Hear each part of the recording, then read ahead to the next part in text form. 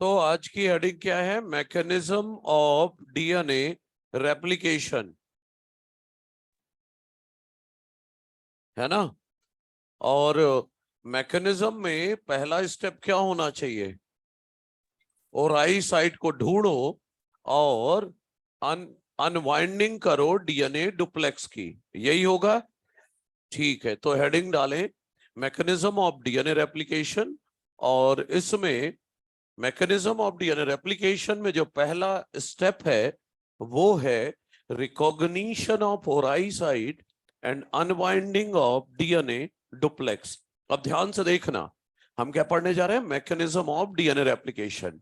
Step first ला रहे हैं recognition of ori site, recognition of ori site and unwinding of DNA duplex, मतलब DNA double helix का खुलना। तो देख लेते हैं, ध्यान देना जरा। देखो, पिछली क्लास में मैंने ऐसे डीएनए बनाया था, डबल हेलिक्स बनाने की जगह मैंने डीएनए ऐसे बना दिया था। तो चलो मान लेते हैं ये डीएनए है और ये बेस पेयर्स है, ये बेस पेयर्स है, और यहां पर 5 डैश एंड है, यहाँ 3 डैश एंड है, और ये 3 डैश एंड है, और ये 5 डैश एंड है। माना कि सबसे पहले तो ओराई साइट ढूंढेगा, तो मान लो ओराई साइट यहां पर है, तो हेलिकेज ओराई साइट मतलब क्या है? 80 रिच एरिया। तो वहां पर हाइड्रोजन बॉन्ड टूटेगा और डीएनए खुल जाएगा।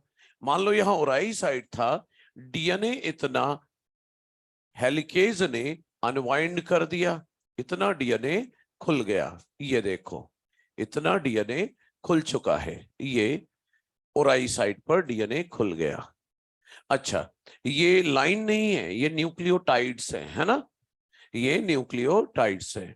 एक हेलिकेज यहां है, एक हेलिकेज डीएनए खोलते खोलते इधर को जाएगा और एक इधर को जाएगा। एक बार में सारा डीएनए नहीं खुलेगा। क्यों?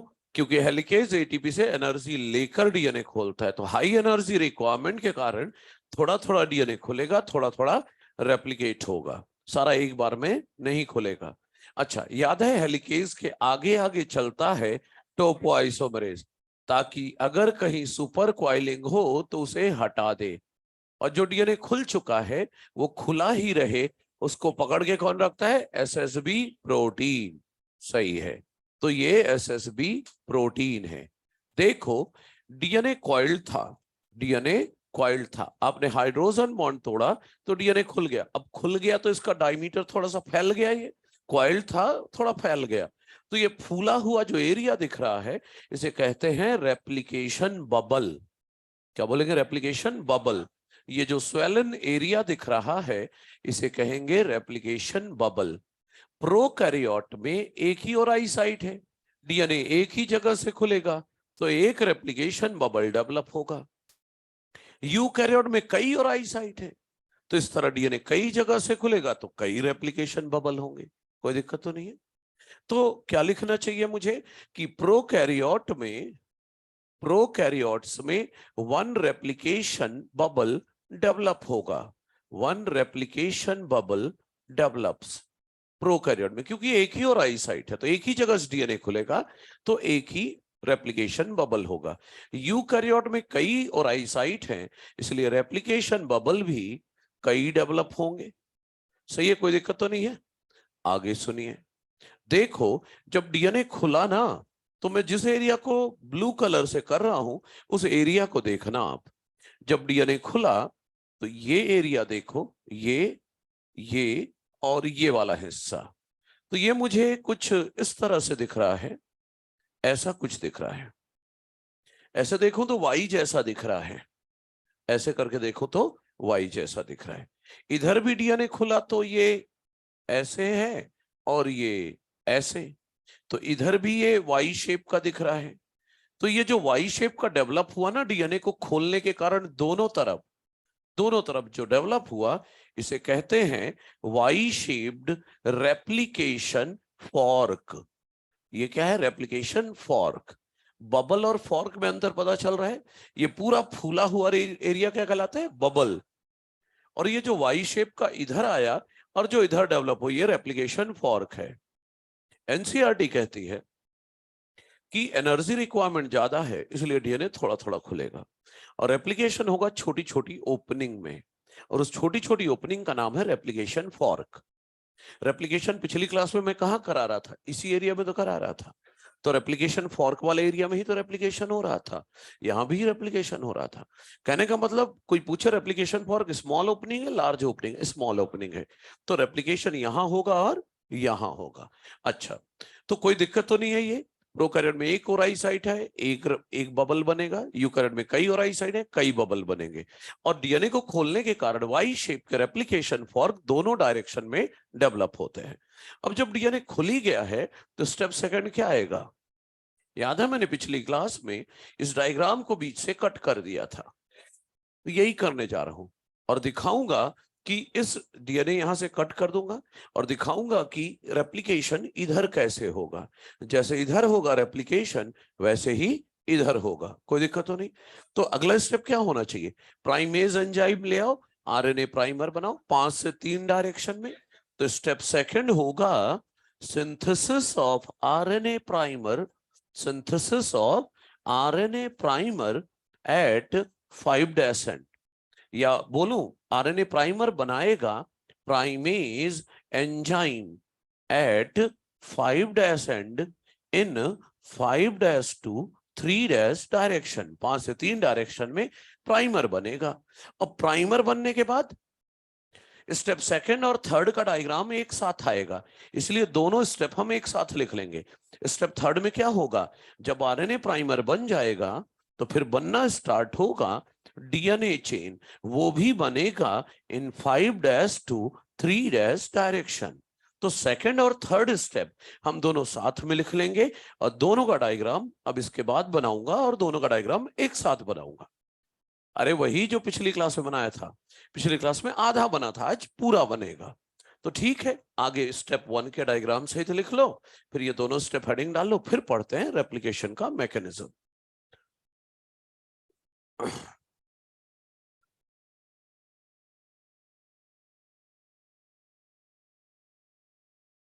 जल्दी बना लीजिएगा, है ना। और आज ये जान लो आप, अगर 1 सेकंड भी लापरवाही कर दी तो पूरा उड़ गया रेप्लिकेशन, कुछ नहीं कर सकता कोई। इसलिए बहुत अलर्ट होकर, सजग होकर, इस चैप्टर के 3 ही बैकबोन है। एक है रेप्लिकेशन का मैकेनिज्म, एक है ट्रांसक्रिप्शन का मैकेनिज्म, और एक ट्रांसलेशन का मैकेनिज्म। इन तीनों को बहुत संभाल के रखना है, बाकी सब आगे पीछे भी संभल सकता है, लेकिन ये 3 अभी क्लास में ही संभालने हैं। क्या बच्चे? डीएनए लीनियर है कि डीएनए लिविंग मॉलिक्यूल है बच्चे, बायोमॉलिक्यूल है। जो भी बायोमॉलिक्यूल है उसे लिविंग मॉलिक्यूल ही तो कहोगे। ये क्वेश्चन कहां से आ गया, लिविंग है कि नॉन?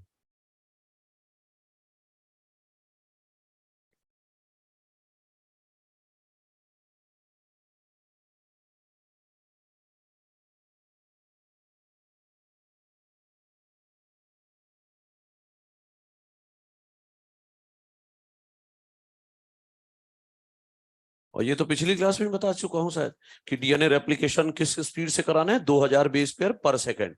डीएनए पॉलीमरेज थर्ड कराएगा, इसलिए एनसीईआरटी लिखती है कि डीएनए पॉलीमरेज को केवल फास्ट नहीं काम करना है, but with very high degree of accuracy, क्योंकि any mistake during replication will result in mutation. NCERT चलाते चलना है साथ में।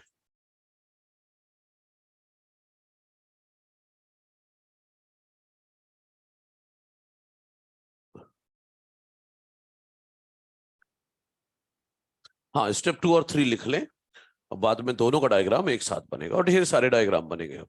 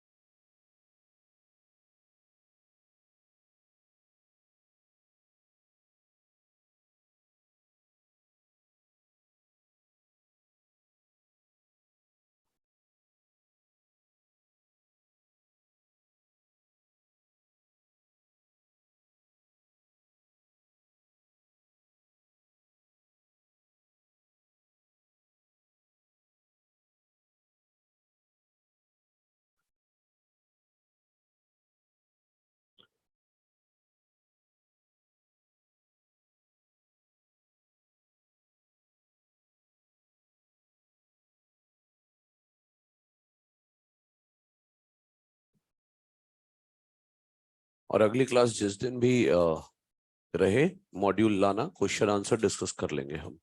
एक्सरसाइज 1 के और 2 के 2 करेंगे, 3 को बचा के रखेंगे, आगे काम आएंगे क्वेश्चन प्रैक्टिस करने के। तो एक्सरसाइज 1 और 2 के क्वेश्चन कर लेना।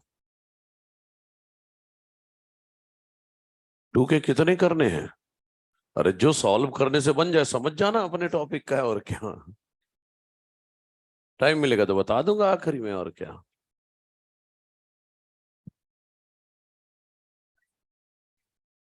हाँ मुझे मतलब डीएनए को देख के बना रहा था, डीएनए को देख के बना रहा है, जिसको देख के बना रहा है उसको देख लिखकर डिपेंडेंट लिखना है, और जो चीज वो बना रहा है उसको लिखकर पॉलीमरेज।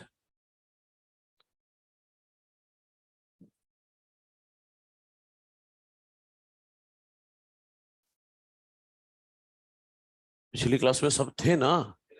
हाँ, कोई ऐसा नहीं होना चाहिए जो नहीं था पिछली क्लास में और आज है।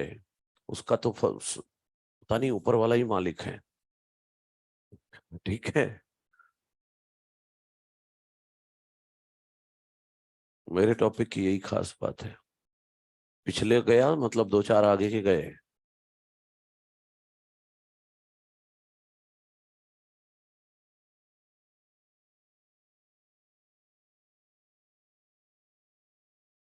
और अगर मेरे पास टाइम बचा तो मैं बताऊंगा। अभी मैंने थोड़ा सा ही पढ़ाया है, और एक्सरसाइज 2 के मैक्सिमम क्वेश्चन है उससे, जितना मैंने पढ़ा दिया ना। कहीं कहीं तो पूरा पूरा पेज इसी का है। 2000 लास्ट ईयर वाला ना, सारे क्वेश्चन 80, वो 189 से या 92 से कुछ है, 110 तक लगातार उस एक ही साल में आया है। तो अलग ही लेवल है भाई, टॉपिक ही अपना अलग लेवल का। हम छोटा मोटा पढ़ाते ही नहीं है। ऐसा पढ़ाओ कि मेरा तो सिंपल सा लॉजिक है, मैं बोलूं और कोई ना सुने, उसका उद्धार हो ही नहीं सकता। टॉपिक ही ऐसा है। हाँ भाई, हटा दूं? ठीक है।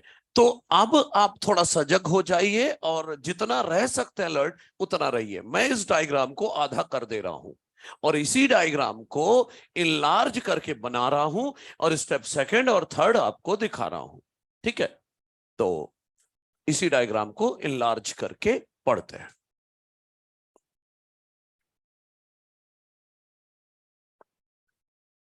तो मान लीजिए ये यहां है, यहां यहां से शुरू करते हैं।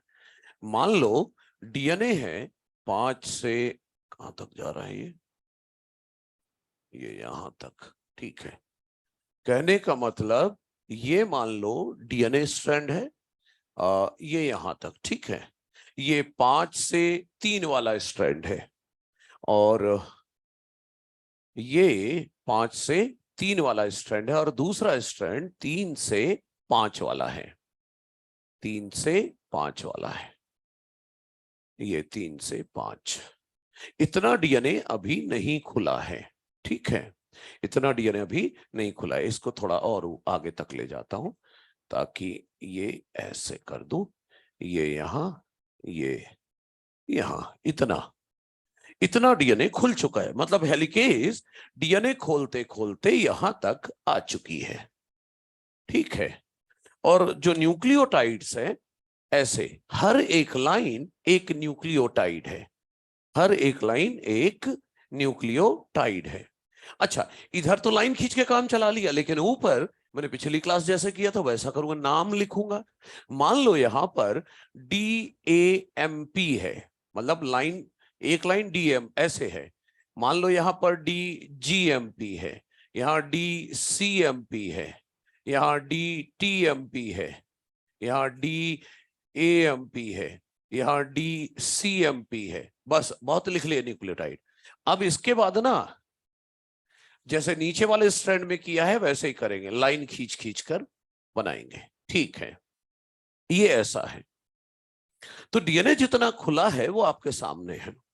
अब यहां रेप्लिकेशन होना है, तो सबसे पहले प्राइमेज एंजाइम आएगा। क्यों?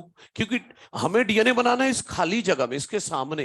ये जो पुराना वाला स्ट्रैंड है, इसको क्यों ना बोलूं पेरेंटल स्ट्रैंड या टेम्पलेट स्ट्रैंड, क्योंकि इसी को देखकर नया डीएनए बनने वाला है, पेरेंटल या टेम्पलेट स्ट्रैंड है। और इसी तरह ये भी पेरेंटल स्ट्रैंड है या टेम्पलेट स्ट्रैंड है, पेरेंटल या टेम्पलेट स्ट्रैंड है। ओके, ठीक है। डीएनए हमें इस खाली जगह पे बनाना है, इस खाली जगह पे बनाना है, 5 से 3 ये वाला स्ट्रैंड यहां बनाना है। तो यहां तो कोई 3' है ही नहीं, यहां सामने ब्लैंक स्पेस है। तो डीएनए पॉलीमरेज तो बोलेगा भाई पिछले न्यूक्लियोटाइड का 3' है, मैं कुछ नहीं करूंगा। तो किसे लाया जाएगा? प्राइमेज एंजाइम को। प्राइमेज एंजाइम क्या करेगा? एडेनिन के सामने लाके रख देगा यूरासिल। न्यूक्लियोप्लाज्म में इसका फॉस्फेट इधर है तो ये 5th पोजीशन, और OH ग्रुप इधर है तो ये 3rd पोजीशन। न्यूक्लियोप्लाज्म में जितने भी न्यूक्लियोटाइड हैं मोस्टली किस फॉर्म में है? ट्राइफॉस्फेट के फॉर्म में, इसलिए ट्राइफॉस्फेट के फॉर्म में आ गया। अब इसे तोड़ दिया जाएगा इनटू यूरिडिन, ट्राइफॉस्फेट को बदला जाएगा यूरिडिन मोनोफॉस्फेट प्लस 2 फॉस्फेट अलग। उन 2 फॉस्फेट को तोड़ने की बात मैं अभी कर ही नहीं रहा हूं। क्यों? क्योंकि मुझे फॉस्फोडाइस्टर बॉन्ड ही नहीं बनाना है, पिछले से थोड़ी जोड़ना है। तो इसका हाइड्रोजन बॉन्ड तो वीक बॉन्ड है, वो तो अपने आप बनेगा। प्राइमेज आगे बढ़ा, ग्वानिन के सामने लाके रख दिया साइटिडिन ट्राइफॉस्फेट, ये इसका 5th पोजीशन, ये इसका 3rd पोजीशन। अब साइटिडिन ट्राइफॉस्फेट को बदला जाएगा इनटू साइटिडिन मोनोफॉस्फेट और 2 फॉस्फेट, और इस 2 फॉस्फेट को तोड़ोगे तो निकलेगी एनर्जी। इस एनर्जी से फॉस्फोडाइस्टर बॉन्ड बनेंगे पिछले न्यूक्लियोटाइड के 3' से। तो साइटिडिन ट्राइफॉस्फेट को बदला गया, तोड़ा गया साइटिडिन मोनोफॉस्फेट, और जो 2 फॉस्फेट तोड़े उससे जो एनर्जी मिली उसे फॉस्फोडाइस्टर बॉन्ड बना दो पिछले न्यूक्लियोटाइड के 3' से। इसका खुद का 3' फ्री है ताकि अगला आके जुड़े। अच्छा, हाइड्रोजन बॉन्ड वीक बॉन्ड है ग्वानिन साइटोसिन के बीच, 3 हाइड्रोजन बॉन्ड। प्राइमेज आगे बढ़ा, देखा साइटोसिन है तो लाके रख दिया GTP, फिर उसे तोड़ा गया GMP प्लस PPI। अब वो दोनों फॉस्फेट को तोड़ा तो जो एनर्जी निकली उससे फॉस्फोडाइस्टर बॉन्ड बना दिया पिछले के 3' से। इसका खुद का 3' फ्री है ताकि जो अगला है वो इसके 3' से जुड़े। हाइड्रोजन बॉन्ड वीक बॉन्ड अपने आप बन गया।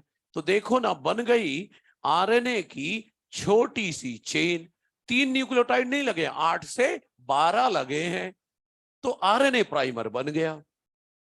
और आरएनए प्राइमर का जो आखिरी न्यूक्लियोटाइड है उसका 3' फ्री है ना। अब आ जाएगा डीएनए पॉलीमरेज, अब वो डीएनए बनाने की तैयारी करेगा।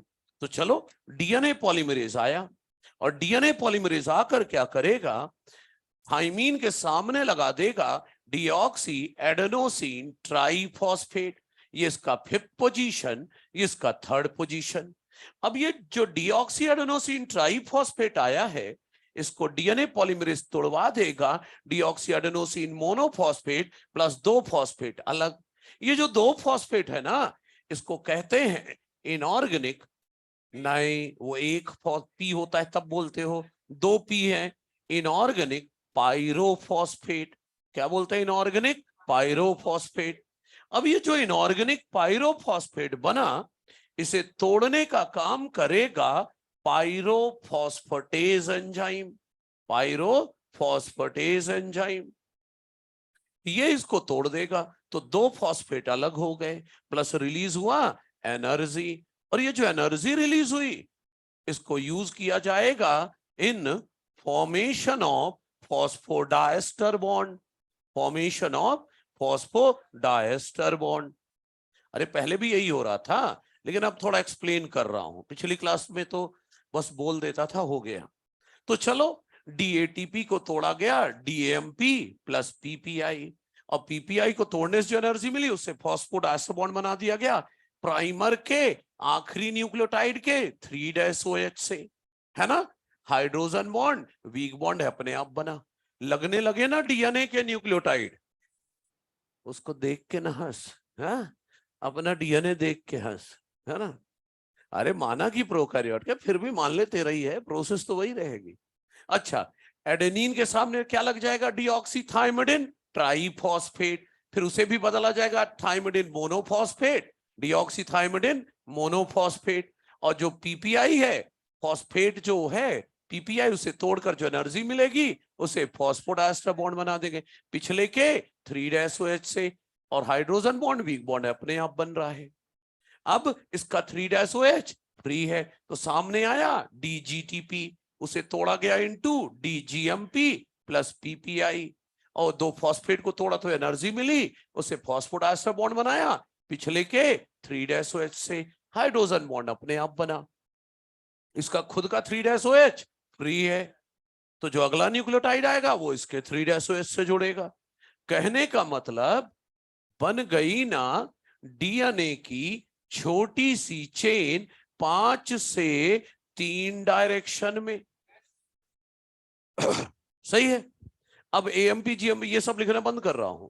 अब जैसे अब ऐसे करेंगे, देखो कि अब जो अगला न्यूक्लियोटाइड आएगा इसके सामने इसका कॉम्प्लीमेंट्री आएगा, इसका कुछ भी है, मान लो डीजीएमपी है तो सामने क्या लगेगा डीसीटीपी, उसे बदलेंगे डीसीएमपी में, फिर दो फॉस्फेट तोड़कर एनर्जी मिलेगी उसे फॉस्फोडाइस्टर बना देंगे पिछले के 3-OH से, फिर इसके सामने भी लगेगा न्यूक्लियोटाइड, उसका भी बॉन्ड पिछले के 3-OH से, इसका बॉन्ड पिछले के 3 इसका बॉन्ड पिछले के 3, इसके सामने पिछले के 3-OH से, बन गया ना डीएनए।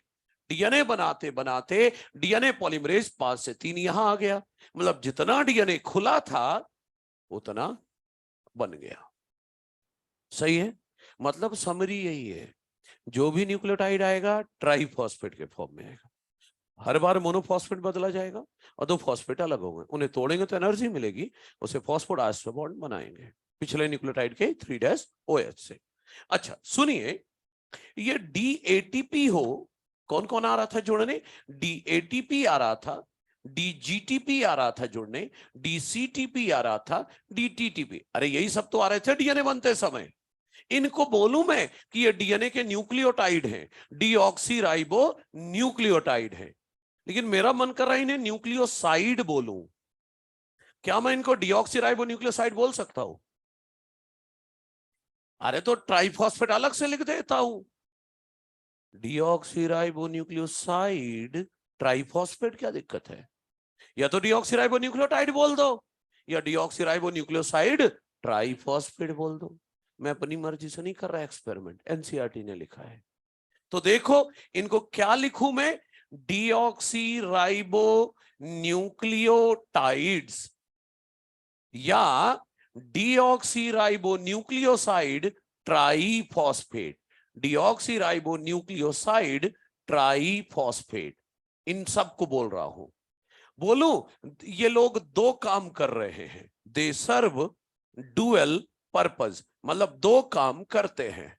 अब ये क्या है सुनो, पहला तो ये मोनोफॉस्फेट में बदलकर डीएनए का हिस्सा बन जा रहे हैं, डीएनए का, अरे भाई मोनोफॉस्फेट में बदलकर डीएनए का हिस्सा बन जा रहे हैं, मतलब they are acting as raw material for DNA formation, मतलब they act as substrate to form DNA. Monophosphate में बदलकर डीएनए बनाने में मदद कर रहे हैं, so they are acting as substrate for DNA formation. और जो दो एक्स्ट्रा फॉस्फेट ये लोग लेकर आ रहे हैं उसको तोड़ने से एनर्जी मिल रही है फॉर पॉलीमराइजेशन, या बोलो फॉर फॉस्फोडाइस्टर बॉन्ड फॉर्मेशन। तो दूसरा क्या कर रहे हैं, एनर्जी दे रहे हैं फॉर पॉलीमराइजेशन, एनर्जी दे रहे हैं फॉर पॉलीमराइजेशन। समझे क्या? अच्छा सुनिए मेरी बात, एनसीईआरटी की लाइन है ये। कोई पूछे डीऑक्सीराइबो न्यूक्लियोसाइड डुअल काम करते हैं, इसका क्या मतलब है? इसका मतलब है कि हर एक ट्राइफॉस्फेट मोनोफॉस्फेट बदलकर डीएनए का हिस्सा बन रहा है, मतलब they are acting as substrate, और जो दो एक्स्ट्रा फॉस्फेट ला रहे हैं उसको तोड़ने से जो एनर्जी मिल रही है उसे फॉस्फोडाइस्टर बॉन्ड बन रहा है, तो पॉलीमराइजेशन के लिए एनर्जी दे रहे हैं। सोचो अगर ये मोनोफॉस्फेट के फॉर्म में आता तो इतने सारे फॉस्फोडाइस्टर बॉन्ड बनाने के लिए एनर्जी एटीपी से लेनी पड़ती, तो सोचो कितना सारा एटीपी खर्च हो जाता। और यहां बढ़िया एटीपी भी नहीं खर्च करना पड़ रहा है, ये लोग खुद ही अपने जुड़ने के लिए एनर्जी लेके आ रहे हैं। तो क्या ये सब देखते हुए बोलूं मैं, DNA replication is energetically expensive process, खूब एनर्जी लग रही है, हर फॉस्फोडाइस्टर बॉन्ड बनाने में एनर्जी लग रही है। सही है, ये सब एनसीईआरटी है, जब भी बोलूं ऐसा तो ये एनसीईआरटी है। जैसे ना एटीपी पढ़ते हो तो एडेनोसिन ट्राइफॉस्फेट जब पढ़ते हो तो एटीपी को जब तोड़ते हो तो किसमें तोड़ते हो? एडीपी प्लस पीआई, मतलब पीआई मतलब आखिरी वाला बॉन्ड तोड़ते हो, और आखिरी वाले बॉन्ड में सबसे ज्यादा एनर्जी होती है एटीपी की। तो यहां पर भी तो जब इसके पीपीआई को तोड़ रहे हो तो आखिरी बॉन्ड ही तो तोड़ रहे हो। कौन सा बॉन्ड तोड़ रहे हो? अरे भाई देखो ना, डीऑक्सी एडेनोसिन ट्राइफॉस्फेट है, तो ये पहले तो यहां से तोड़ा तो ये डीऑक्सी एडेनोसिन मोनोफॉस्फेट अलग, अब ये पीपीआई बचा, अब इसको तोड़ रहे तो यही वाला बॉन्ड तो तोड़ रहे हो। याद है जब एटीपी तोड़ते थे तो इस बॉन्ड को तोड़ने पर 8.1 किलो कैलोरी एनर्जी मिलती थी, रेस्पिरेशन इन प्लांट्स। तो आखिरी बॉन्ड क्यों तोड़ते थे? क्योंकि आखिरी बॉन्ड में सबसे ज्यादा एनर्जी होती है। तो जैसे एटीपी के आखिरी फॉस्फेट में बॉन्ड में एनर्जी होती है, वैसे इनमें भी है, तभी तो वो 2 फॉस्फेट तोड़ा तो एनर्जी मिली, और उससे क्या बनाया आपने? Phosphodiester bond. ये मैं नहीं कह रहा, एनसीईआरटी खोल के देखो जरा, 106 पेज, पेज नंबर 106, रेप्लिकेशन के अंदर हेडिंग होगी the machinery and the enzymes. बाद में ये ना रहे कि ये क्या लिखा है एनसीईआरटी में।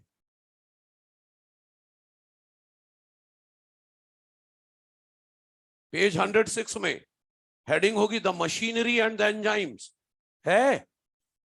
तो इस मशीनरी एंड एंजाइम के अंदर जो पहला पैराग्राफ है उसकी आखिरी की 4 लाइन पढ़ो, वहीं से पढ़ना शुरू करो। Deoxyribonucleoside serve dual purpose in DNA replication, substrate का भी काम करते हैं और एनर्जी देते हैं पॉलीमराइजेशन के लिए। जैसे एटीपी के आखिरी फॉस्फेट में एनर्जी होती है वैसे इनमें भी है, इसीलिए तो तोड़ा इनको एनर्जी पाने के लिए। कुछ लिखा है क्या ऐसा? हाँ, तो जो भी चल रहा है एनसीईआरटी है, ठीक है। अच्छा, अब आगे सुने। अरे अभी twist and turn her step में है। अब ध्यान से सुनो, ध्यान से अब गौर करिएगा। देखो सर, आपने तो इस टेम्पलेट के आगे डीएनए बना दिया, अभी इसके बारे में भी तो बताओ। अगला ट्विस्ट इंतजार कर रहा है। देखो इधर, वहां 3 था तो 3 के सामने 5 था, तो 5 से 3 बना लिया। 3 के सामने 5 था, 5 से 3 बना लिया। लेकिन यहां तो 5 है, तो 5 के सामने तो 3 होगा, और 3 से 5 ना आरएनए बनेगा ना डीएनए बनेगा। ये तो नई समस्या आ गई। ये 5 के सामने अभी तो खाली जगह है, जब कभी कुछ बन जाएगा तो 5 के सामने तो 3 ही आएगा, तो 3 से 5 तो बन ही नहीं सकता। अरे तो इमेजिन कर लो ना कि 5 के सामने अगर 3 है तो अगर कुछ आगे बन गया तो 5 इधर आएगा।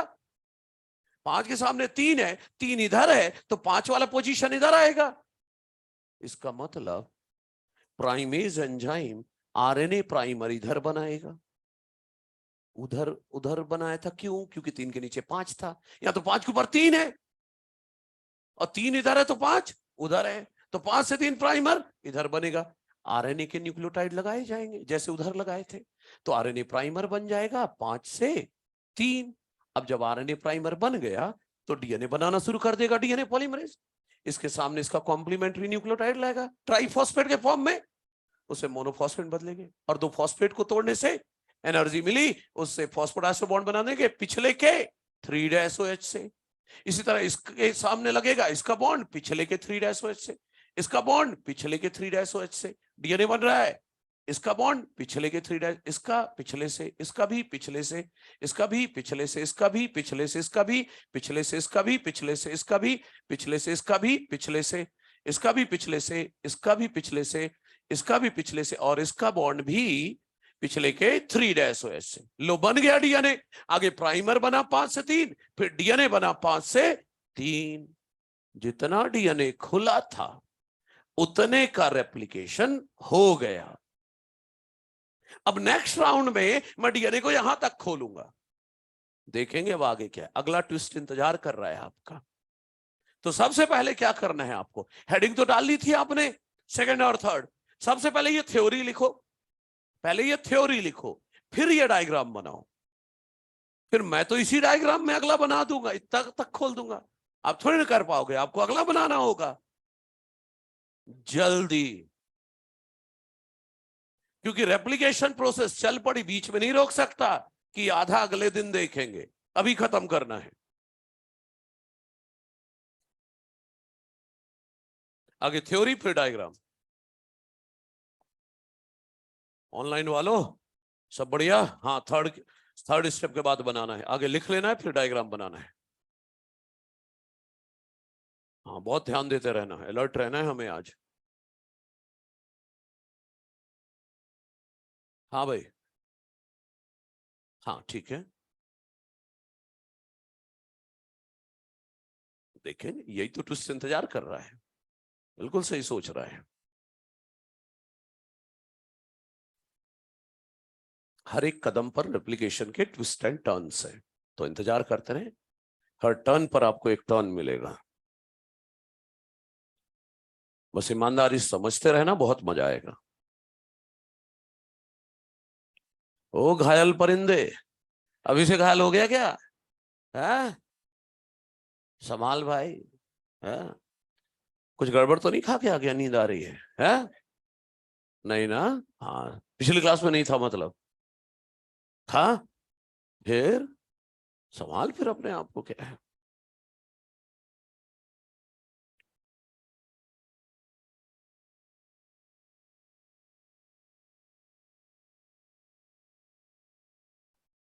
कोई बात नहीं, बस क्लास करना है, हो गया, ऑनलाइन हो या ऑफलाइन।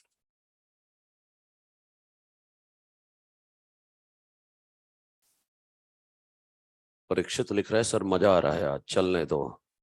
बिल्कुल चलने देंगे। बिल्कुल चलने देंगे, चिंता ना करो।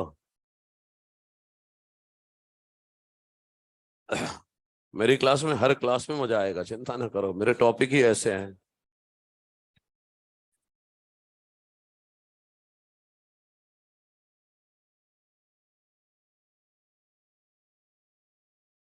जल्दी बातों में मशगूल ना हो, नहीं तो दिक्कत होगी हमें हमें ये कंप्लीट करना है ना।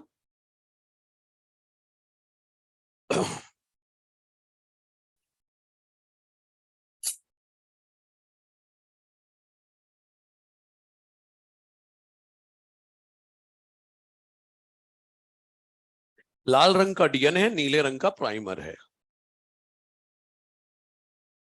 क्या नहीं दिख रहा है पीछे वालों? ये हेलिकेज है, ऊपर पेरेंटल या टेम्पलेट स्ट्रैंड लिखा है। ये काले वाले जो पुराने हैं वो तो पेरेंटल या टेम्पलेट स्ट्रैंड ही कहलाएंगे। हाँ, डायग्राम दोबारा बनाना पड़ेगा, लेकिन थोड़ा आसान कर दूंगा, एएमपी जीएमपी बार बार नहीं लिखवाऊंगा, तो सिंप्लीफाई हो जाएगा, इसलिए अभी दोबारा ना बनाएं, आप एक ही बार रहने दें अभी।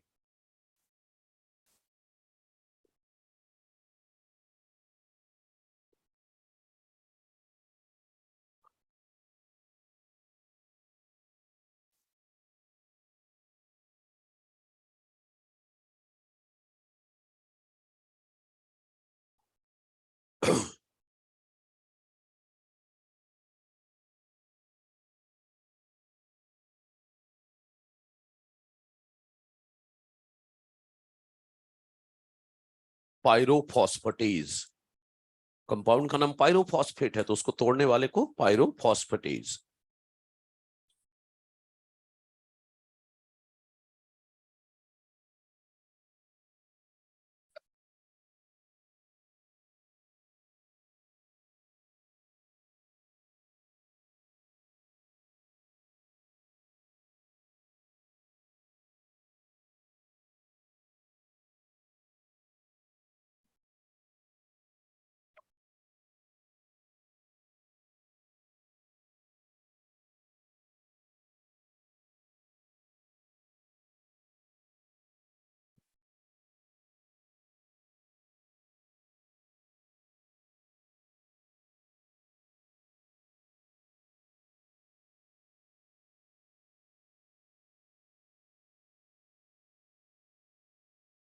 ये थ्योरी हटा देता हूं ना मैं।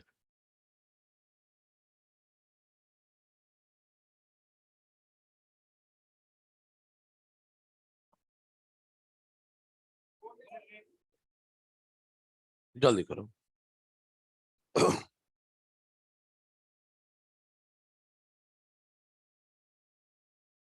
मैंने थ्योरी लिखने को तो पहले बोला था, है ना? ठीक है।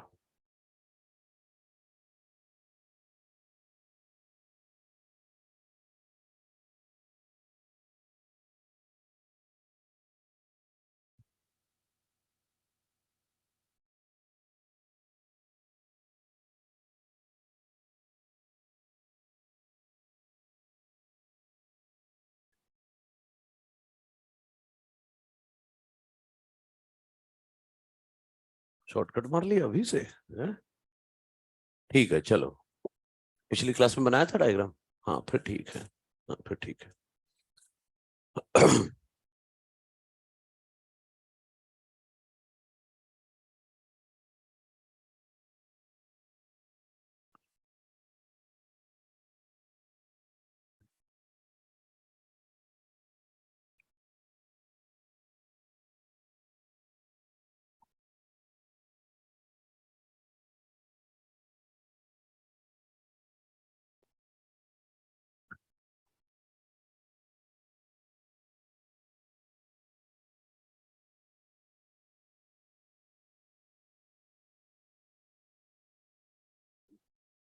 मतलब अब बनाओ, मैं क्या करने वाला हूं, डीएनए को अब यहां तक खोल दे रहा हूं। अभी यहां तक खुला था, अब यहां तक खुल रहा है डीएनए। तो अगले राउंड जब डीएनए खुलेगा तो क्या होगा वो देखना है अपन को। मतलब हेलिकेज अब डीएनए खोलते खोलते यहां तक पहुंच चुका है, यहां तक पहुंच चुका है।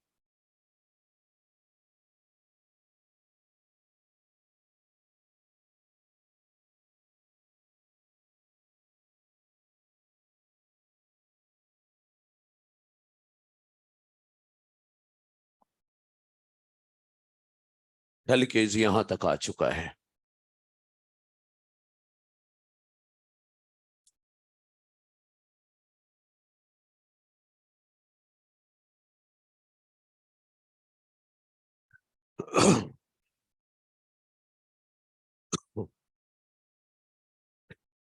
हो गया सभी का? जल्दी करिए, है ना।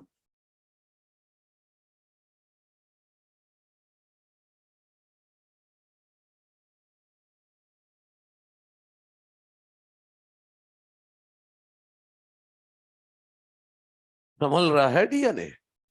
अरे उधर वाले को बोल रहा हूँ, ठीक है। हाँ, हंस हंस के देख रहा है डीएनए को। ऐसा तो नहीं सोचा था मैंने, डॉक्टर बनने के लिए ये सब करना पड़ेगा है? अच्छा ठीक है, अब मैं इस डायग्राम को सिंप्लीफाई कर रहा हूं। बार बार ये एमपी नहीं लिखते बैठेंगे। अब जैसा ये वाला बनाया ना, वैसे ही ऊपर वाला डायग्राम भी कर देता हूं, ताकि बार बार डायग्राम बनाने में आपको दिक्कत ना हो। ठीक है, मैं ये हटा रहा हूं। और जल्दी करो यार, क्या कर रहे हो? कई बनाने, एक दो थोड़ी ना, एक आध दो नहीं बनाने अपन।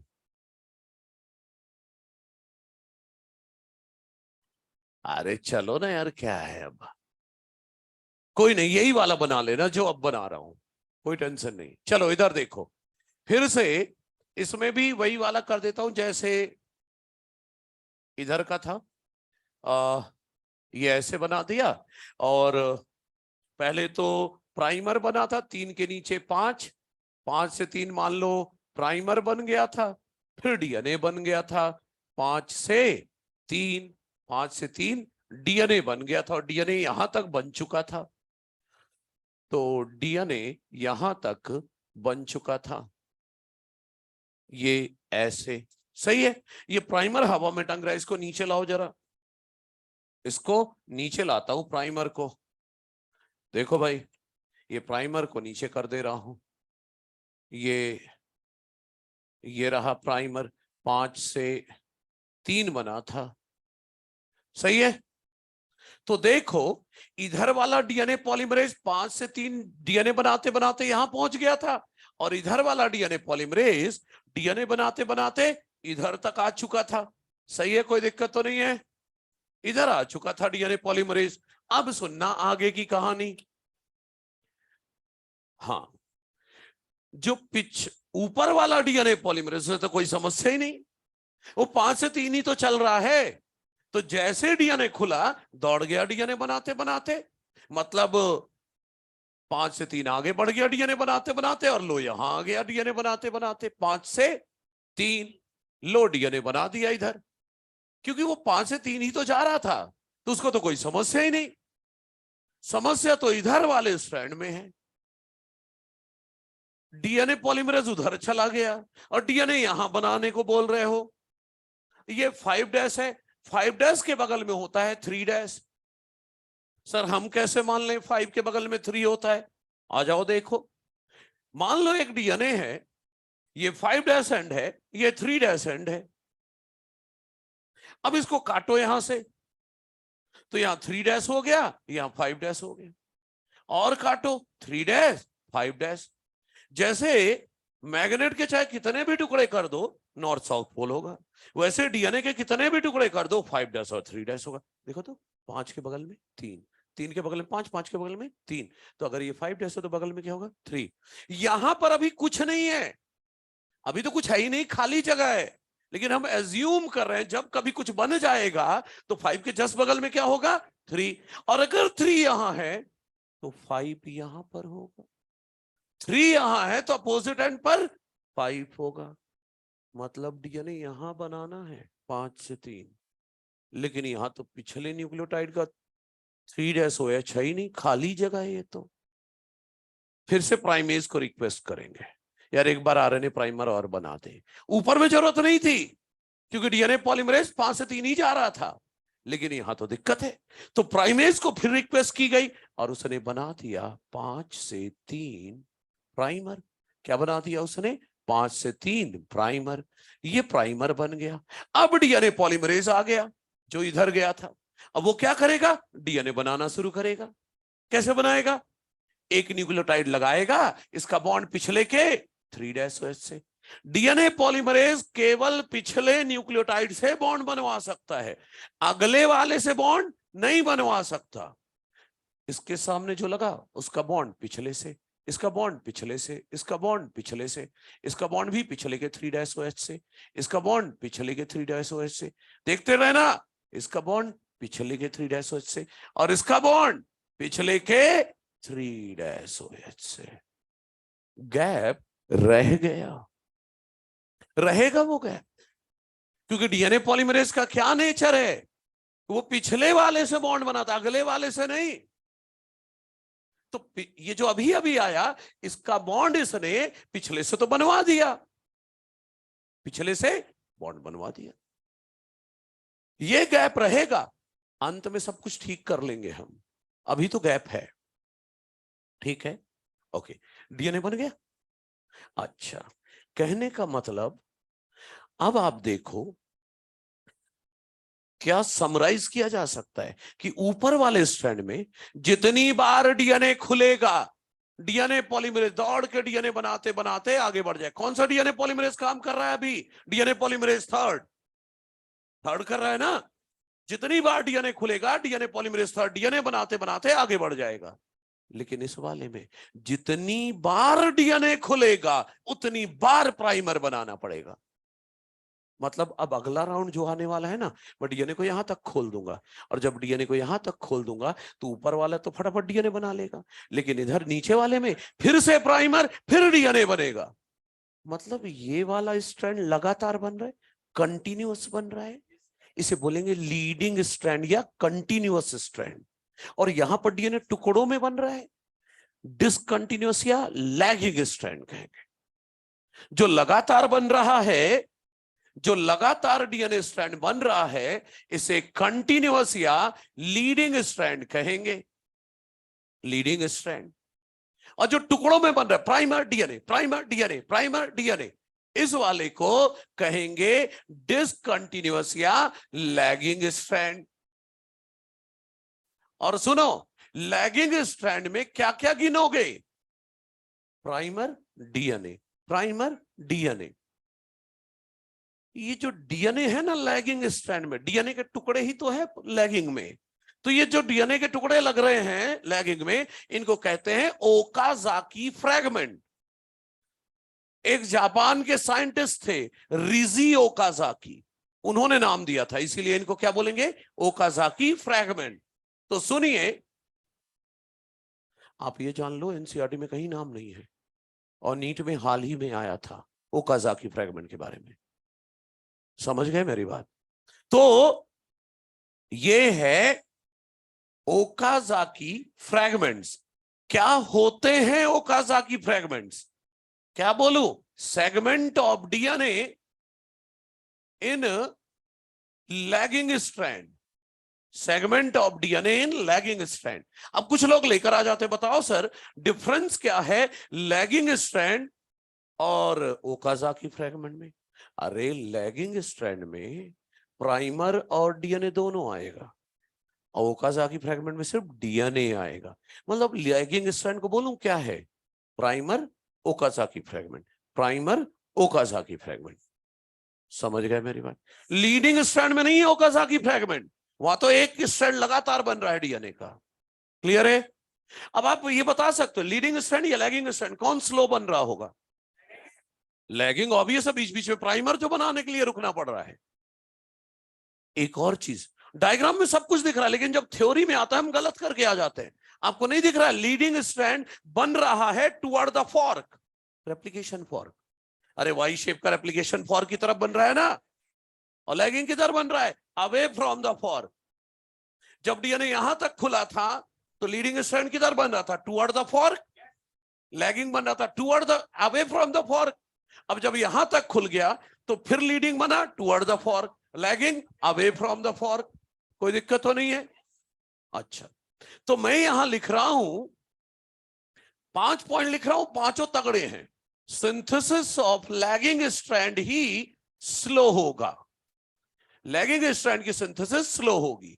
दूसरा, leading strand is synthesised, leading strand is synthesised toward the replication fork, toward the replication fork, और lagging strand is synthesised, lagging strand जो है वो बन रहा है synthesised away from the replication fork, away from the replication fork. अब एक चीज और बताना है, एनसीईआरटी ने बोला है, एनसीईआरटी ने लिखा है लेकिन आधा लिखा है, मैं उसे पूरा करके बोलूंगा। सुनो, ये काले वाले स्ट्रैंड टेम्पलेट स्ट्रैंड है, तो ये बताना है जो टेम्पलेट स्ट्रैंड पर लीडिंग बन रहा है उसकी पोलैरिटी क्या है। एनसीईआरटी ने नहीं बताया है। अब मैं बोलूं कि लीडिंग स्ट्रैंड इस पर बन रहा है तो इस टेम्पलेट स्ट्रैंड की पोलैरिटी आप लोग बोलोगे सर 5 से 3 है, और कुछ लोग बोलेंगे नहीं सर 3 से 5 है। एनसीईआरटी ने नहीं लिखा है कुछ भी, तो आप कुछ भी बोल लो, लेकिन एनसीईआरटी ने आधा लिखा, मैं पूरा बता रहा हूं। जब पोलैरिटी टेम्पलेट स्ट्रैंड की बतानी है तो बतानी है जिधर हेलिकेज जा रहा है, जिधर रेप्लिकेशन फॉर्क है, तो किधर को हेलिकेज? उधर को, उधर ही जा रहा है ना डीएनए खोलते खोलते, और रेप्लिकेशन फॉर्क भी उधर ही है, तो उस डायरेक्शन में बताना है इस स्ट्रैंड की पोलैरिटी। तो जो टेम्पलेट स्ट्रैंड की पोलैरिटी 3 से 5 है विथ रेस्पेक्ट टू हेलिकेज या रेप्लिकेशन फॉर्क, उस पर क्या बन रहा है? Leading strand. और जिस टेम्पलेट स्ट्रैंड की पोलैरिटी 5 से 3 है उस पर बन रहा है लैगिंग स्ट्रैंड। ये एनसीईआरटी की लाइन है। हाँ बोलो भाई।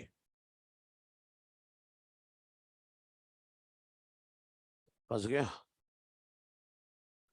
थोड़ा और सोच जरा, लीडिंग कहीं भी बने हमेशा फॉर्क की तरफ बनेगा। तू क्या कहना चाह रहा है? सर ऊपर लीडिंग बन रहा है तो उस पर लैगिंग बन रहा है, नहीं सोच रहा है? हाँ तो तो फर्क क्या पड़ा? तो ऑब्वियस है, जिस फॉर्क में डीएनए रेप्लिकेशन चल रहा है उसी फॉर्क को देखेगा ना तू। उधर का फॉर्क अलग है, उधर डीएनए अलग बन रहा है। क्या कहता है? ये कुछ अलग लेवल पर चला गया।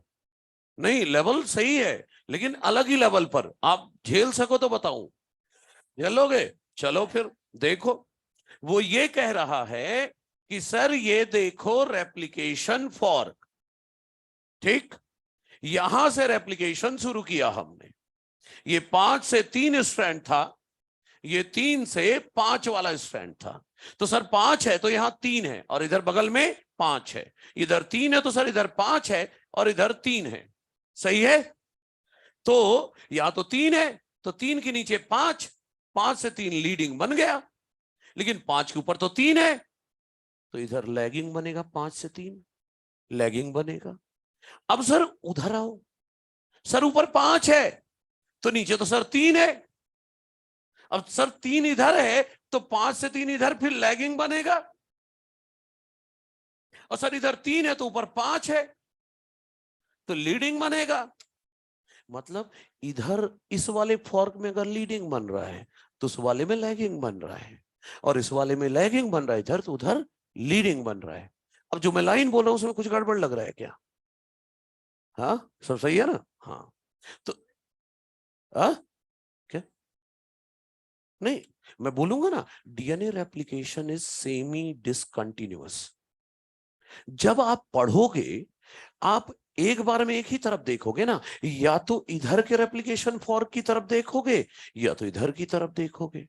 दोनों फॉर्क तो एक साथ नहीं दिखेंगे आपको। तो जिस फॉर्क को आप देख रहे हो उसको देखकर बोलो ना आंसर। समझ रहे हो?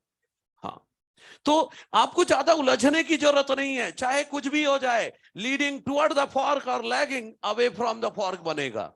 और लीडिंग स्ट्रैंड जिस टेम्पलेट पर बन रहा है इस फॉर्क में, तो किधर के डायरेक्शन में देखना है? जिधर हेलिकेज जा रहा है, जिधर फॉर्क है उधर के डायरेक्शन में देखना है। तो जिस टेम्पलेट की पोलैरिटी 3 से 5 है उस पर लीडिंग बन रहा है, और जिस टेम्पलेट की पोलैरिटी 5 से 3 है उस पर लैगिंग बन रहा है। कोई पूछे लीडिंग किस डायरेक्शन में बना? 5 से 3। लैगिंग किस डायरेक्शन में बना?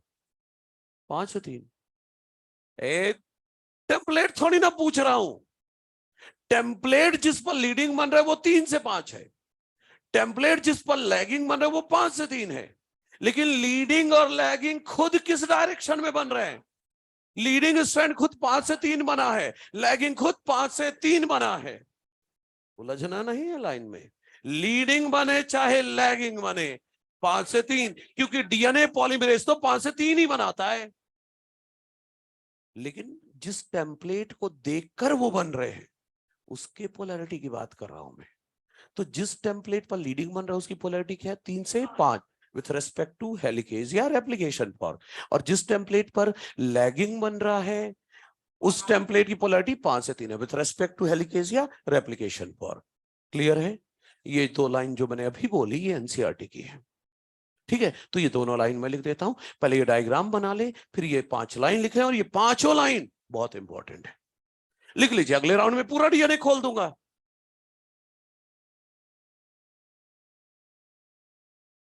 आपके पास सिर्फ 5 मिनट है। अब लाइन लाइन ही खींचना है, फटाफट बनाना है। यहां पर लाइन लिख देता हूं। कंटिन्यूअस या leading strand is synthesized on DNA template strand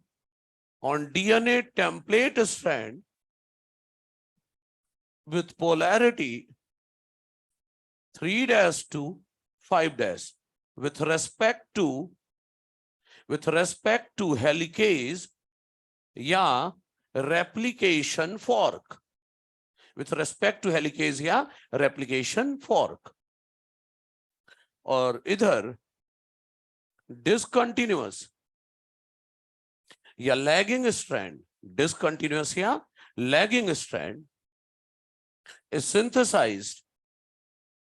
synthesized on DNA template strand with polarity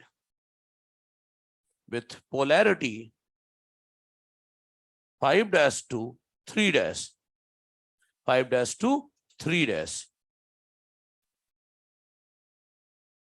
5 to 3 with respect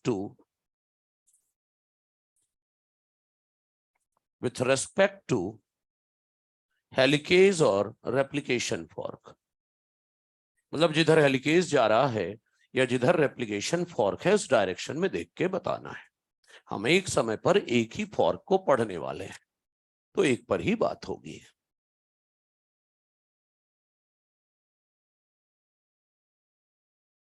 DNA polymerase पिछले से बॉन्ड इसलिए बनाता है क्योंकि पिछले वाले से बॉन्ड इसलिए बनाया क्योंकि अभी अभी जो न्यूक्लियोटाइड आया है ना, उसका फॉस्फोडाइस्टर बॉन्ड किससे बनता है? पिछले के 3' से। इसलिए डीएनए पॉलीमरेज पिछले से बॉन्ड बना रहा है।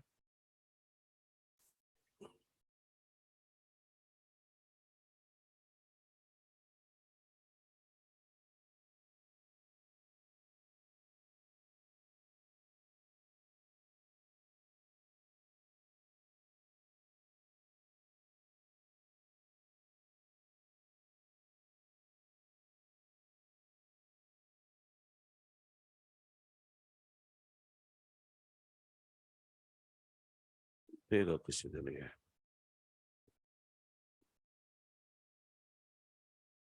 बच्चे होने को कुछ भी हो सकता है, कोई डिफेक्ट आ जाए तो हो सकता है ऐसा जैसे बोल रहे हो,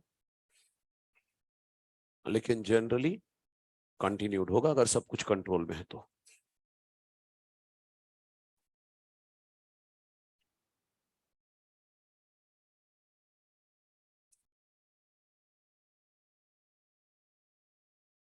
हाँ सिंपल सा डायग्राम है और क्या।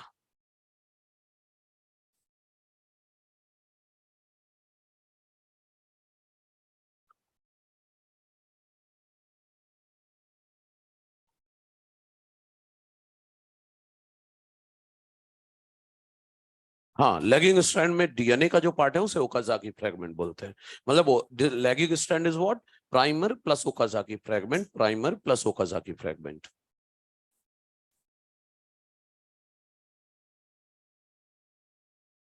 लाइंस लिख लें फटाफट, फिर अगले राउंड में वो पूरा डीएनए खोल देते हैं, रेप्लिकेट करा देते हैं।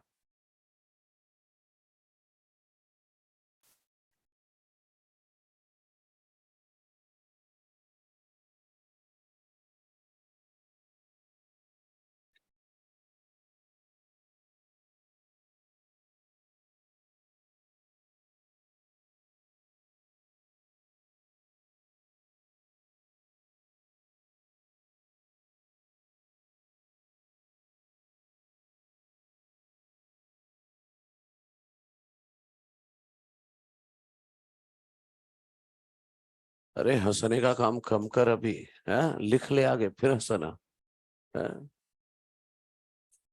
अपने ही डीएनए पर हंसी आ रही है? ये क्या कर रहा है बेकार में।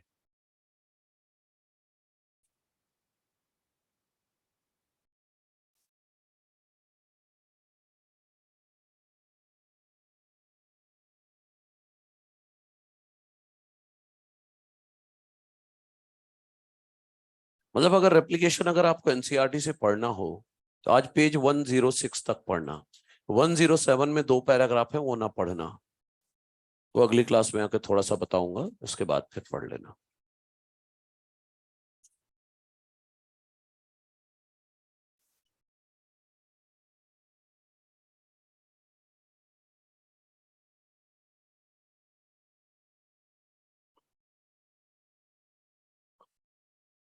कौन है?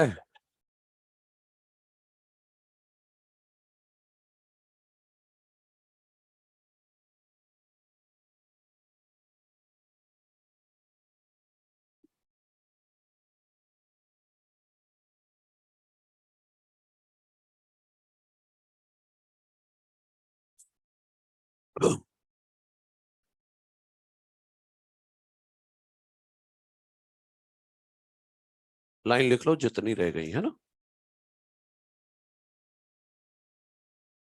जल्दी जल्दी लिखो।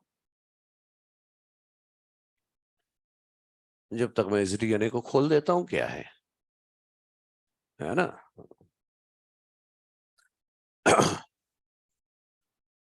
ये यहां तक खोल दिया, 5 से 3, और ये 3 से 5। हम्म।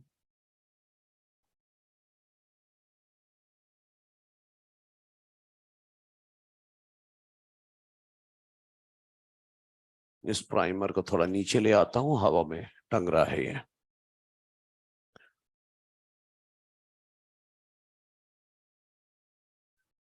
हट जाऊं? ये लो भाई।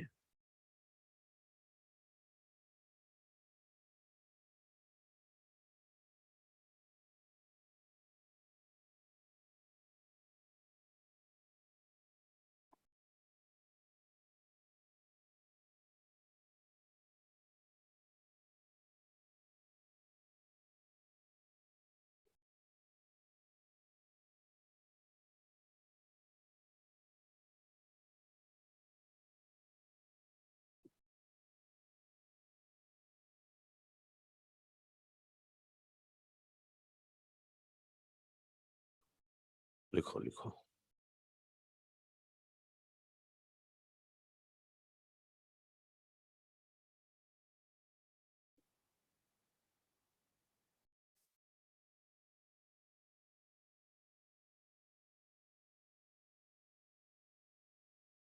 जल्दी लिख, synthesised on DNA template strand, गिन गिन के ना लिखो, synthesised on DNA template strand with polarity 3' to 5' with respect to helicase या replication fork.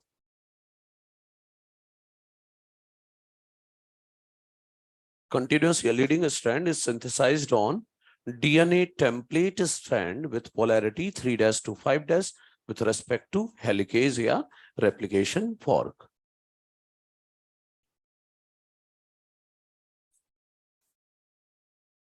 सब सही है, लिख लिया?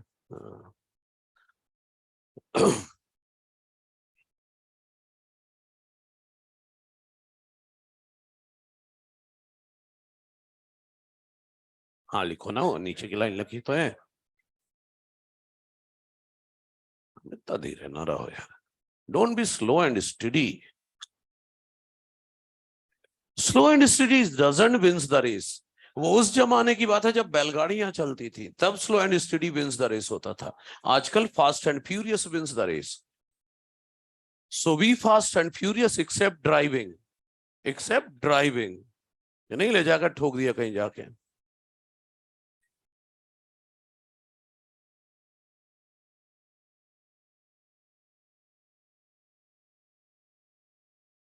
क्या ये प्रिडिक्ट कर पा रहे हो अब ऊपर क्या होने वाला है ना?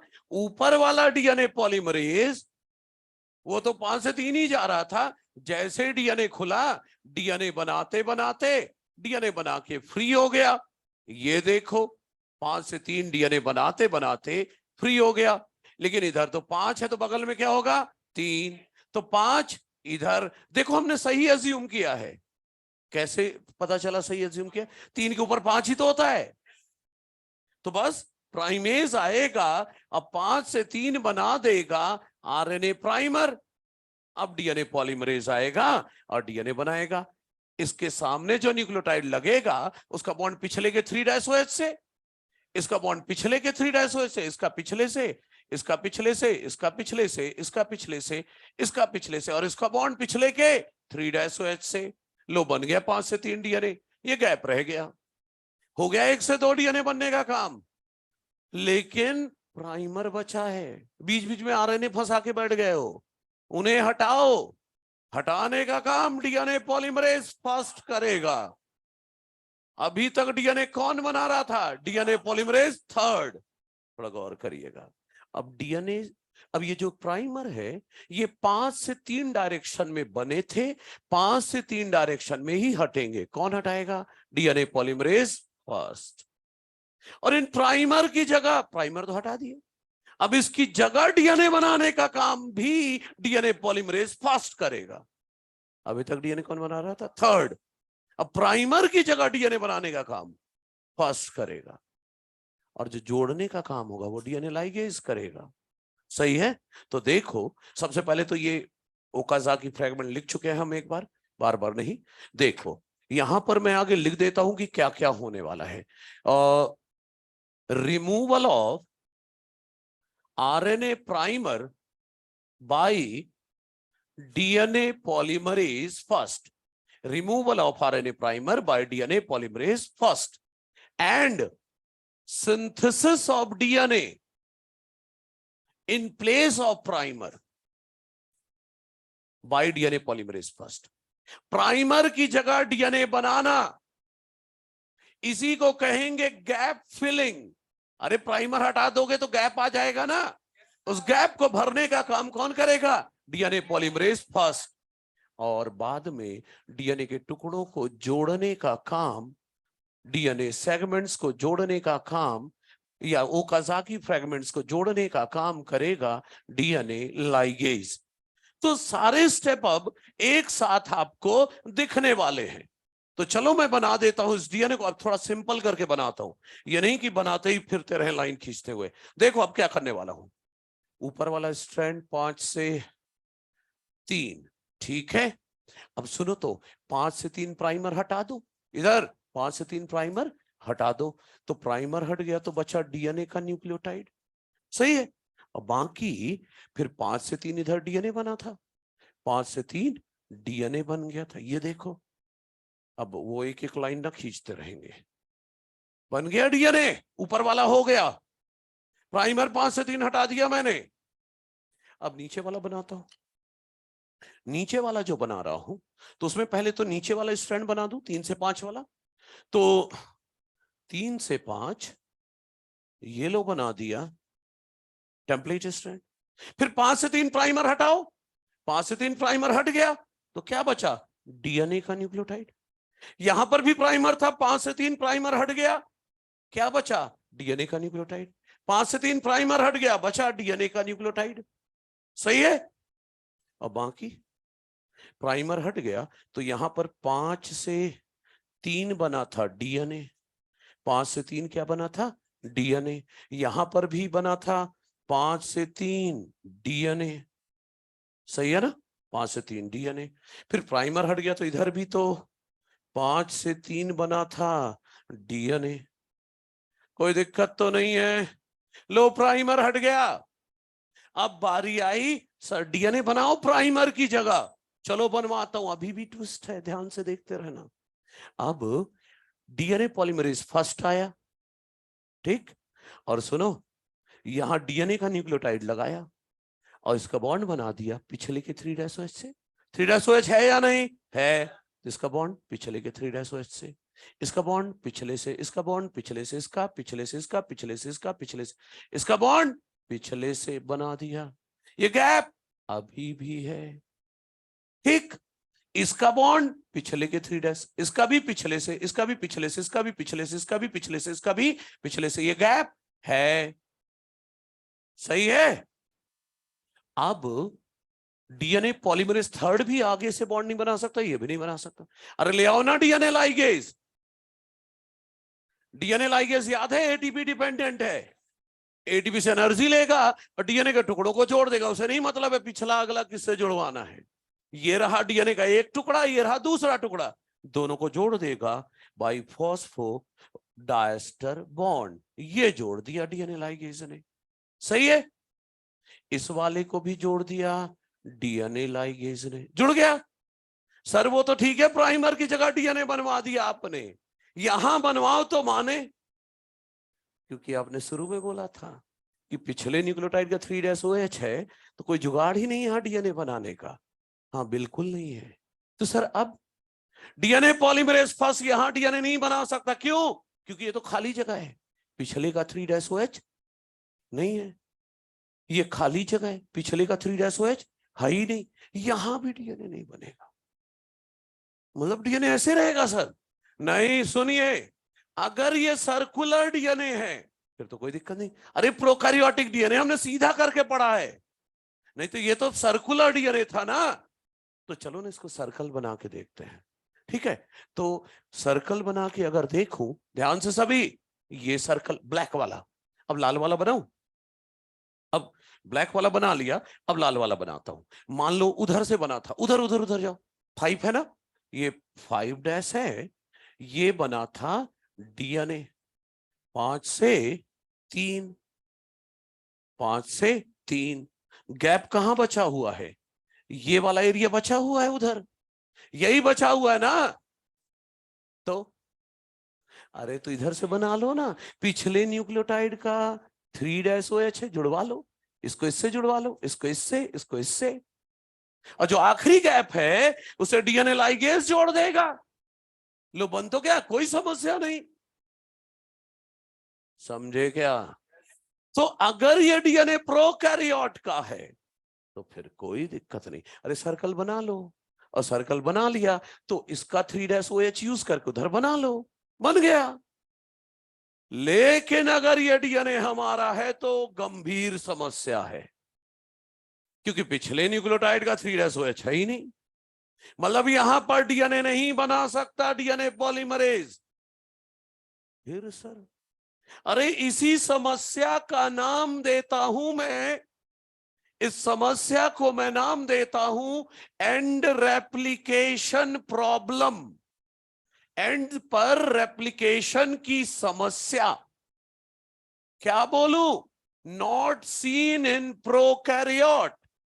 प्रोकैरियोट में ये समस्या नहीं होगी, as they have circular DNA.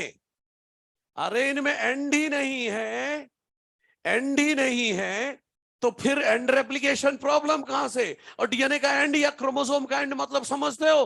Telomere. Telomere, prokaryote के डीएनए में टीलोमियर नहीं है। अरे एंड ही को तो टीलोमियर कहते हो, यहां एंड ही नहीं है, तो सर्कुलर डीएनए में कोई एंड नहीं है, कोई टीलोमियर नहीं है, तो ये समस्या प्रोकैरियोट में बिल्कुल नहीं है। बन जाएगा। ये समस्या देखी जाएगी केवल यूकैरियोट में। तो सर फिर हमारा डीएनए ऐसे ही रह जाएगा। सर छोटी सी समस्या है। हाँ भाई, ऐसे कहे बैठे जैसे रिक्लाइनर में बैठा, बड़ी पैर भी ऊपर कर ले थोड़ा, है आराम से देख ले भाई, यहां जो देख रहा है उसकी हवा टाइट हुए जा रही है। मैं क्या बोल रहा हूं सर, इतनी बड़ी समस्या थोड़ी ना सर, टर्मिनल एंड ही तो है, कोई बात नहीं। अरे बहुत गंभीर समस्या है। कैसे सर? देखना, मान लो डीएनए अभी इस बार इतना छोटा हो गया, ध्यान देना, अभी सर डीएनए इतना छोटा हुआ है, क्या दिक्कत है? मान लो, अरे डीएनए में फंक्शनल पार्ट भी तो होगा। इधर देखना सभी, अलग चीज बता रहा हूं मैं। यहां मान लो फंक्शनल डीएनए है, इस डीएनए में यह हिस्सा फंक्शनल डीएनए का है, इस डीएनए से एक ऐसी प्रोटीन बनती है, आरएनए फिर प्रोटीन, जो जिंदा रहने के लिए जरूरी है। समझना? तो कोई बात नहीं सर, बचा हुआ है, रुको अगली बार रेप्लिकेट करने दो। जब अगली बार रेप्लिकेट करेगा तो ये हिस्सा तो इतना ही बड़ा रहेगा, ये छोटा है, तो जो इतना था वो तो अगली बार भी इतना ही बड़ा रहेगा, तो फंक्शनल पार्ट बचा है सर, लेकिन अगली बार ये जो छोटा वाला है ये तो और छोटा हो गया, तो फंक्शनल पार्ट का भी लॉस हो गया या नहीं? फंक्शनल डीएनए का लॉस मतलब आरएनए नहीं बनेगा, प्रोटीन नहीं बनेगा, अब प्रोटीन के बिना इंसान मर जाएगा। समझ रहे हो? तो बड़ी गंभीर समस्या है। तो इस एरिया में डीएनए बनाने का जुगाड़ तो करना पड़ेगा, लेकिन टर्मिनल एंड होता क्या है? टीलोमियर। तो इसको बनाने का काम करेगा टीलोमरेज एंजाइम। ये डीएनए पॉलीमरेज और कुछ नहीं करने वाले, कौन करके देने वाला है? Telomerase enzyme. और टीलोमरेज एंजाइम अपने आप में आरआरएनए और प्रोटीन है। क्या है टीलोमरेज? आरआरएनए प्लस प्रोटीन, मतलब telomerase is a ribozyme. Telomerase enzyme तो है लेकिन उसमें आरआरएनए भी है ना, तो टीलोमरेज को क्या बोलोगे? राइबोजाइम। तो टीलोमरेज आएगा और इस डीएनए को नॉर्मल कर देगा। लेकिन ओल्ड एज में, पिछले साल सेल बायो, ओल्ड एज में टीलोमरेज इनएक्टिव हो जाता है। अब ओल्ड एज में टीलोमरेज काम नहीं कर, अभी हमारी, मेरी उम्र हो या आपकी, अभी इतनी नहीं हुई है कि टीलोमरेज इनएक्टिव हो गया, लेकिन ओल्ड एज में टीलोमरेज काम करना बंद कर देगा।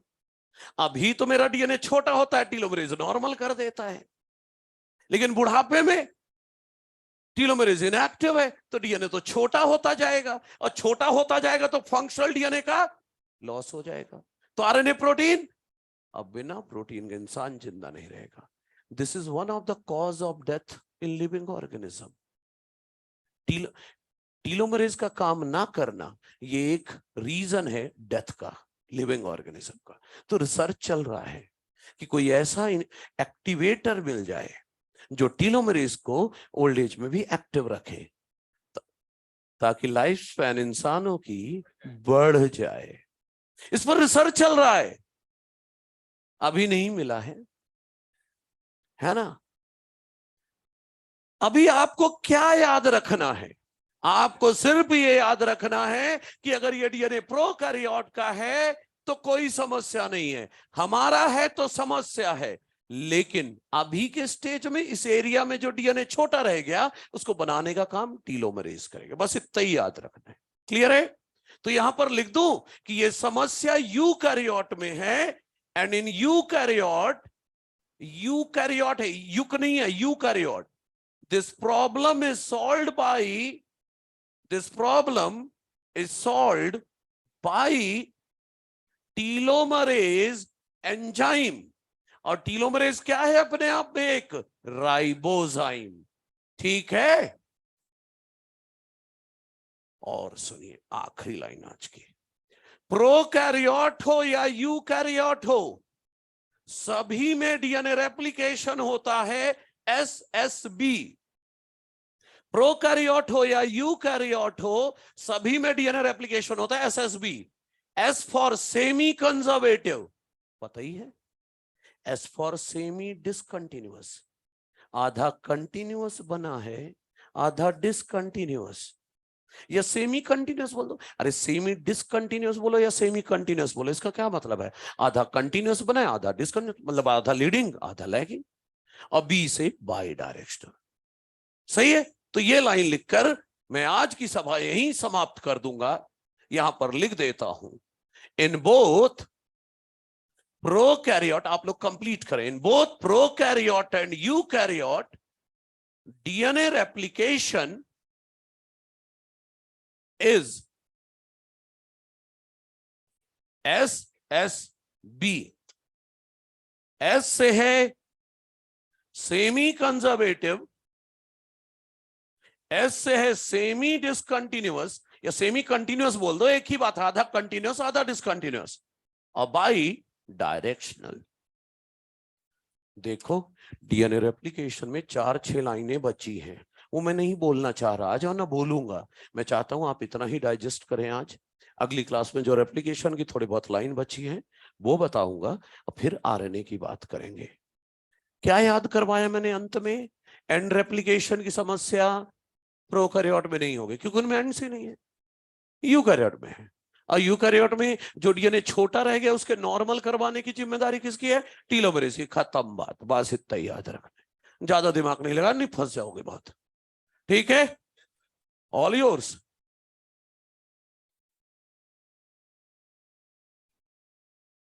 सिंथेसिस ऑफ डीएनए, हाँ, इन प्लेस ऑफ प्राइमर, और इन प्लेस रह गया synthesis of DNA in place of primer, इधर बढ़ाना पड़ेगा, in place of primer by DNA polymerase first.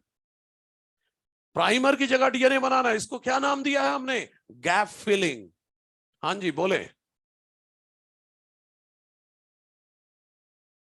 किसको बच्चा नहीं चाहिए? बताया था पिछली क्लास में, प्राइमेज को नहीं चाहिए पिछले का कुछ भी।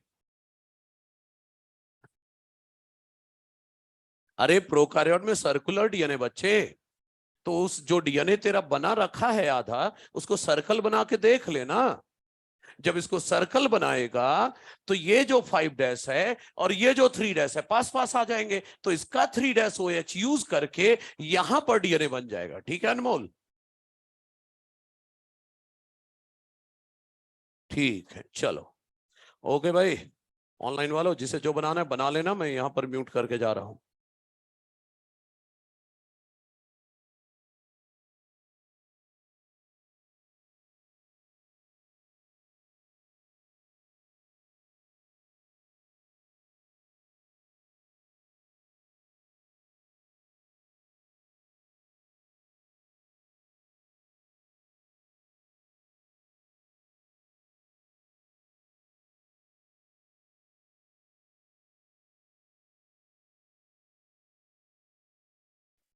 देखो भाई ऑनलाइन वालों, एक्सरसाइज 2 के कौन कौन से क्वेश्चन करने वो बता रहा हूं, वीडियो में रहेगा। क्वेश्चन नंबर 4 मैं लगातार बोलते जा रहा हूं, हाँ।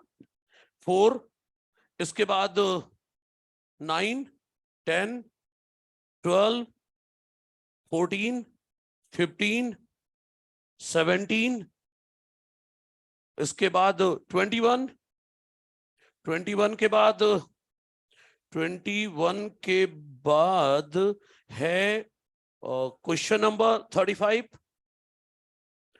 38, 39, 39 के बाद